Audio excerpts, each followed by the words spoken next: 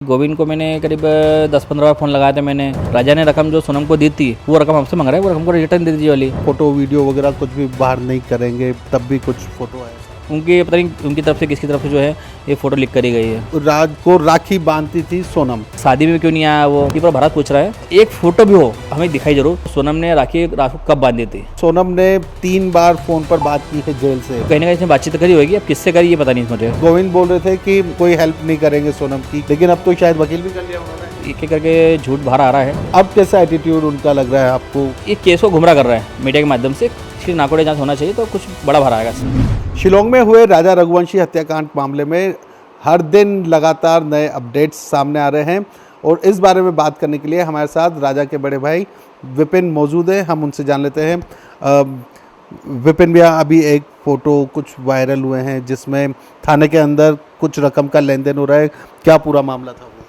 नहीं, इसमें ये जो रकम जो है ये रकम गोविंद के घर पे जो रकम रखी थी, जो सोनम पहन के गई थी, तो उसमें से कुछ रकमें जो घर पे रखी थी वो रकम जो है हमने थाने बुला के जो है गोविंद के पिताजी से और गोविंद को बुला के हमने थाने पे हमने वो रकम हमने ले ली है।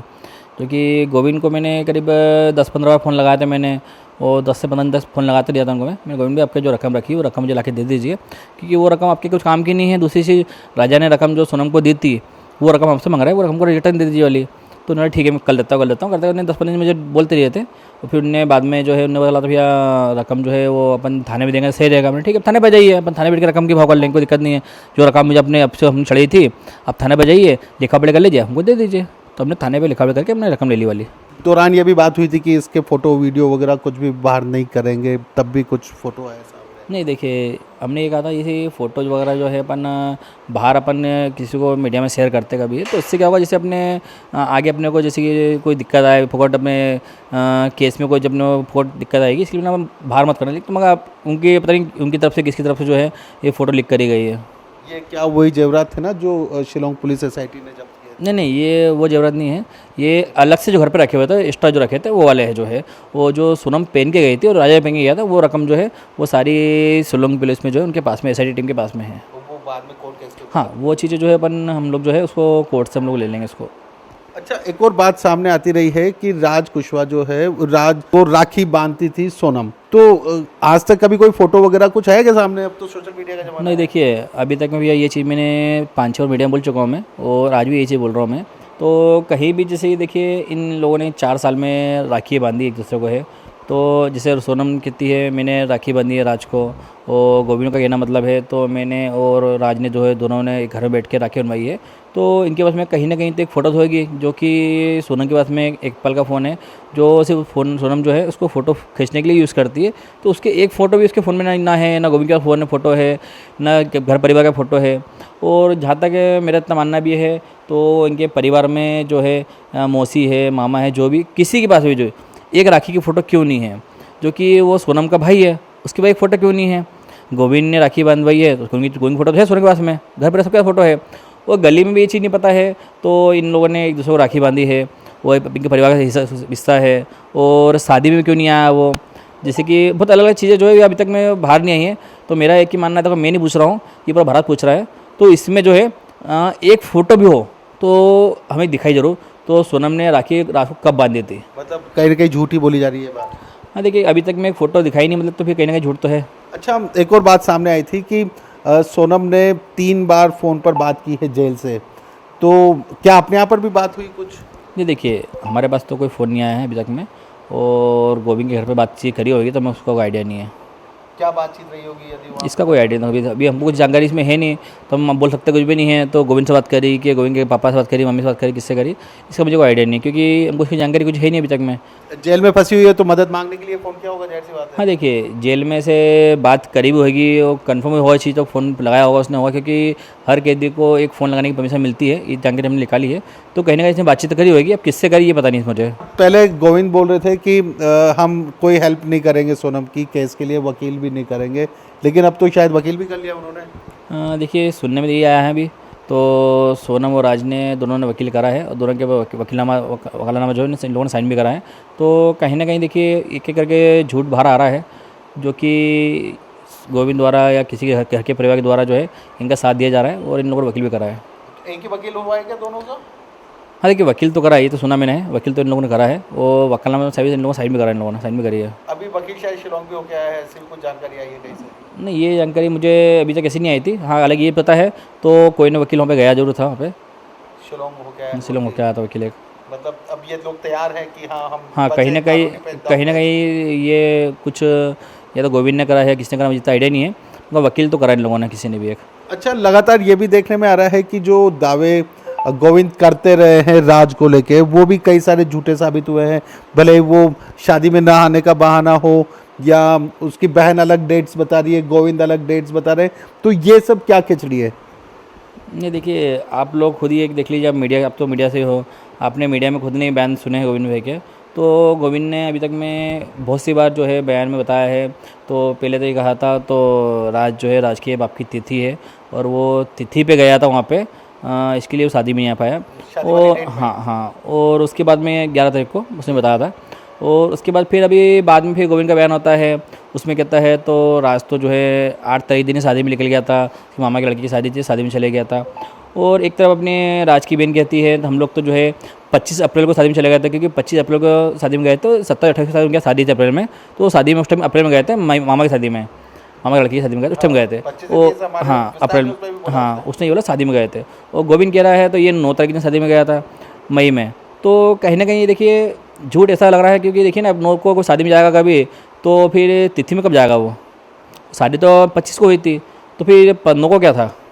अपने यहाँ रोका कार्यक्रम में भी नहीं आया था शायद। हाँ, रोके में भी नहीं आया था वो। और अभी तक तो मैंने फिलहाल उसको कहीं भी देखा नहीं, ना रोके में देखा है, ना हल्दी में देखा है, ना मंडप में देखा हम लोगों ने, इसको कहीं भी देखा नहीं अभी तक उसको मैंने। मतलब इसके मन में टीस थी ना इस बात की, सोनम हाँ, की शादी हो रही है। देखिए अभी तक में जो है जिस प्रकार से मालूम पड़ा है, तो सोनम ने जो राज जो एक दूसरे से प्यार करते थे, और काफ़ी टाइम से प्यार करते, 4 साल हो गए उनका प्यार करते हुए। तो इसमें कहीं ना कहीं मुझे लग रहा है, तो ये जो चीज़ें जो है इसमें, या तो शादी में इसीलिए नहीं आया है तो सामने देख नहीं पाएगा उसको, या तो इसीलिए, या सोनम मना करेगा उसको तब शादी में मत आना, शादी में आओगे तो मैं आपसे दूर हो नहीं पाऊंगी और मैं आगे छोड़ दूंगी, तो ऐसी कुछ बात मन में चल रही होगी लोगों के, इसके लिए या तो शादी में नहीं आया। हाँ, इसी के लिए वो शादी में नहीं आया होगा, और आया भी होगा कभी तो हम लोगों को मिलाएगा नहीं किसी से। गोविंद जब पहली बार इंदौर आए थे इस पूरे केस के बाद, घर पहुंचे थे, आपकी मदर से लिपट के रो के दुख भी जाहिर किया था, अब कैसा एटीट्यूड उनका लग रहा है आपको? क्योंकि जो रकम वापस करने में भी उन्होंने काफ़ी टाइम लिया था। नहीं देखिए, अभी तक मैं जैसे कि गोविंद जब अपने घर पे मैं पहले बार आया था घर पे, उस टाइम से कहा था तो मैं वकील सब में करूँगा, राजा भाई के लिए केस की लड़ाई में करूँगा, सोनम को वहाँ से चढ़वाऊँगा मैं, वो सब चीज़ें उन्होंने बोली उस टाइम पे, जो कि इसमें कहीं ना कहीं ने अभी तक, हालांकि वकील देखिए, मैं वकील मैंने खुद ने आगे करे मैंने है, क्योंकि मुझे अपने भाई को इंसाफ दिलाना है, तो वकील मैं खुद ही कर रहा हूँ।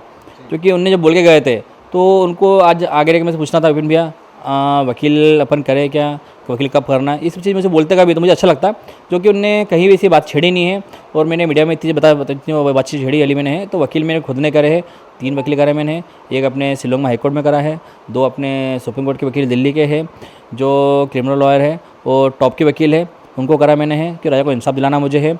तो सब कुछ मैं अपने लिए राजा के कर रहा हूँ मैं, जो कि गोविंद ने घर पे जिस टाइम यूपी से आया था वो घर पे मीडिया के सामने सभी के सामने बोला था उसने, तो राजा भैया को इंसाफ में दिलाऊंगा मम्मी जी, वो सोनम ने जो गलती करी है उसको फांसी मिलना चाहिए, सोनम ने गलत करा, मार के सोनम को मारना नहीं था, तो उस टाइम उसने कबूल कर लिया था, तो सोनम ने राजा को मारा है। और अब घूम फिर के भी ये बात आती है अब इससे है, तो उसने राज ने दीदी बोला है और सोनम जो है भाई बहन है। अब एक एक करके बंदे ने बात निकाल रहे बाहर, जो कि एक केस को गुमराह कर रहा है मीडिया के माध्यम से, कहने का गुमराह कर रहा है, जो कि देखो जो सत्य वो सत्य है। जब पुलिस ने मान लिया है, पुलिस को सारे सबूत मिल चुके हैं, पुलिस ने बोल चुकी है कि दोनों ने लव के चक्कर में जो है एक दूसरे को प्यार करते थे, इसलिए राजा को मारा है। तो उसके बाद भी आज तक इनके माता पिता जो है इस चीज़ को मानने को राजी नहीं है। तो जो आपने भी नार्को टेस्ट के लिए शायद कोई वकील किया है शिलोंग में?